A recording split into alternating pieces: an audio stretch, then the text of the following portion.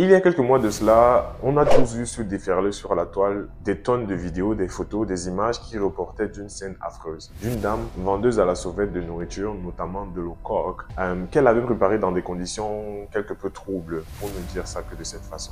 Mon analyse sur cette situation a plusieurs facettes. Premièrement, c'était avec indignation, comme la plupart d'entre nous, que j'ai constaté la déontologie, pour ne pas dire l'éthique, l'hygiène avec laquelle cette femme a pu préparer, et aussi la moralité derrière, dans le sens où à quel moment tu peux vendre un pareil repas. Je ne reporte ici que les faits qui sont reportés, qui sont connus à cette date-là, sans juger, sans connaître, en respectant bien sûr la présomption d'innocence. Mais quoi qu'il en soit, la deuxième partie m'intéresse plus. C'est le volet critique où, en tant que Camerounais, on se rend compte à quel point on est exposé. Parce que oui, chacun de nous a déjà mangé, en tout cas pour les personnes comme moi, ont déjà mangé dans des restaurants de bas étage, pour dire ça comme ça, ou bien dans des tapés d'eau, dans des conditions moins hygiéniques possibles. Ce que je veux dire, c'est que faisons-nous de nos vendeurs à Moncolo? Que faisons-nous de nos chauffeurs de taxi, de nos chefs de chantier, de nos maçons, qui n'ont pas forcément au quotidien la gamelle dans laquelle ils vont se nourrir, mais sont exposés donc à devoir se battre, se débrouiller avec les moyens de bord. Parce que, sans en conscient, la solution existe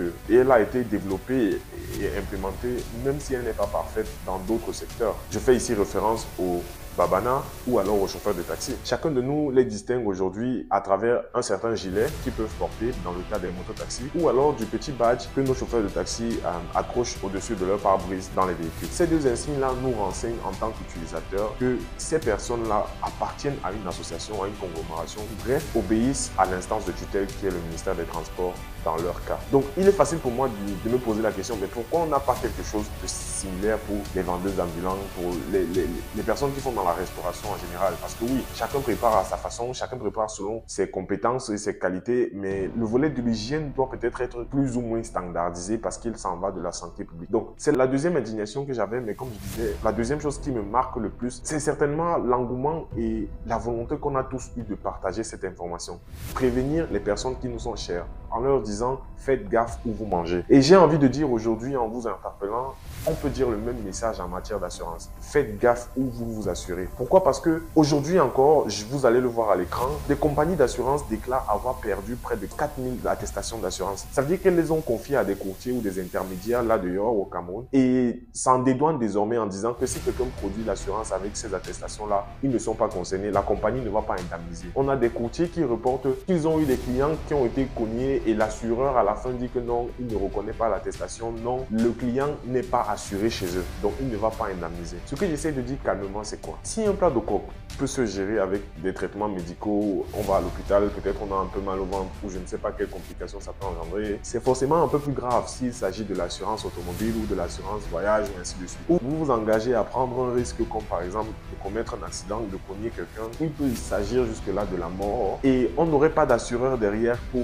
indemniser la personne qui reçoit ce tort, la victime ou la famille de la victime. Vous vous imaginez donc à peu près à quel point c'est très grave de pouvoir manger, consommer des produits d'assurance faits dans de pareilles marmites, dans les cuisines de l'ombre, parce que c'est dans ces couloirs-là que malheureusement certains courtiers ou intermédiaires exercent encore aujourd'hui. Mon appel est celui-là. Utilisons la même force, la même niaque, le même engouement pour prévenir ceux qui nous sont chers en leur disant « Hey frère, le ministère des Finances, organisme de tutelle des assurances au Cameroun, met à disposition chaque année d'une liste des courtiers agréés. » Donc aujourd'hui encore en 2025, la liste est disponible et vous pouvez la télécharger en description de cette vidéo ou alors dans les commentaires, nous mettrons certainement le lien. N'hésitez pas de télécharger cette liste, l'envoyer à vos proches, la consulter déjà vous-même et vous assurer la prochaine fois que vous allez souscrire à une assurance, notamment à travers un intermédiaire, que celui-ci est vraiment agréé et donc exerce avec toutes les normes en vigueur. Dans le cas de Kimi Tenjo ou dans le cadre de l'assurance en général, nous vous démontrons notre engagement à la professionnalisation mais aussi à la qualité de notre travail, notamment en reportant sur nos chaînes les visites de contrôle de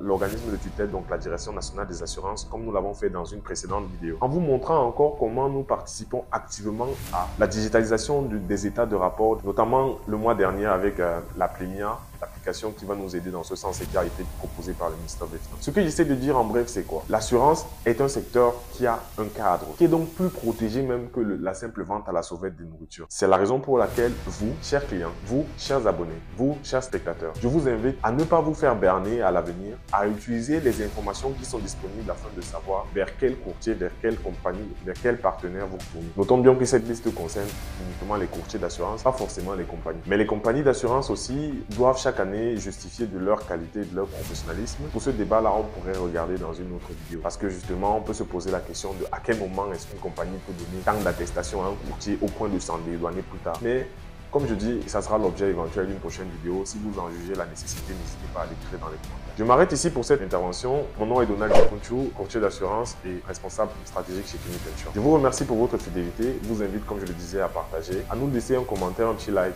parce que c'est cela qui nous donne de la force, c'est cela qui nous permet de continuer sur cette chaîne à vous servir de boussole en matière d'assurance, à vous livrer du contenu autour et sur la thématique de l'assurance, sous les différents formats que nous avons déjà exploités jusqu'à présent. Merci et bonne journée à vous. À très bientôt.